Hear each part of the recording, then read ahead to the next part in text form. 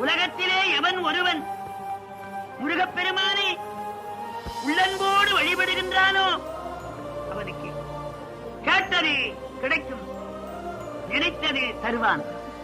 சந்தேகம் இல்லை. ஒருவேளை அவன் அப்படி தவறுவானால், உன்னை காப்பாற்றவில்லையானால், என் நெற்றியிலே இருக்கிற திருநீற்றை நானே அழித்து விடுவேன்.